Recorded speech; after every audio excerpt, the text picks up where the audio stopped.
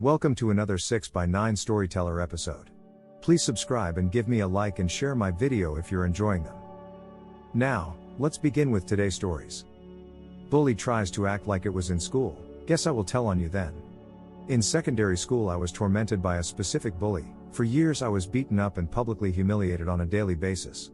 The worst thing he did was beat me up so bad that I got a concussion and broken ribs when I was 14. He never faced consequences in school because his family was rich and he was pretty popular. For context, I live in a pretty small town in England, so everyone knows everyone, including the bully. He left the school when I was 17 and I didn't see him for about a year. Around this time I got way more popular and started going to parties and making more friends. And annoyingly, he was friends with some of my friends and his GF was at my school, but I managed to avoid him mostly until I finished school. Unfortunately, I saw him a few months later. My friends went to the pub to celebrate our exam results, and he was a complete asshole to me, started insulting me and mocking me to my friends, saying, "Why do you hang out with me?" bringing up a bunch of stuff from years ago, and at one point put me in a headlock and told me that my friends only hung out with me out of pity. I wasn't going to take it, but I also wasn't going to get into a punch-up because I didn't want to give him the satisfaction of getting me angry, and right at that moment I overheard the perfect thing. He was bragging to his friends about the house party he was having and saying about all the drugs he was going to take to the party, and said he had it all in his car. It wasn't just a bit of weed either. If I remember correctly, he said he had 13 bags of coke, about 30 pills of mdma and 7 or 8 grams of ketamine, and then I knew what I would do for my revenge on the guy.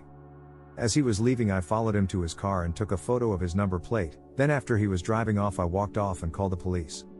I knew they needed something more than hearsay to stop the car, especially because I didn't want to be traced back to it, so I told the police I saw my bully snorting a white powder in the pub toilets. This was a complete fabrication, and then get into the driver's side of the car. I then provided them with the license plate of the car and told them the direction they were heading in.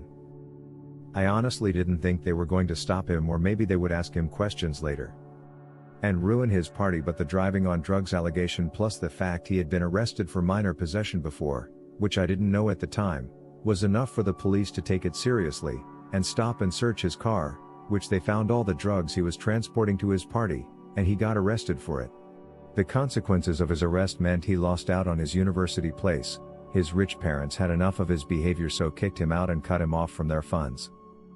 And a rumor I heard was that in turn for a lower sentence my bully ratted out his supplier, which resulted in him getting stabbed multiple times, and as a consequence of that now has to wear a colostomy bag, and that plus his criminal record means he is currently unemployed.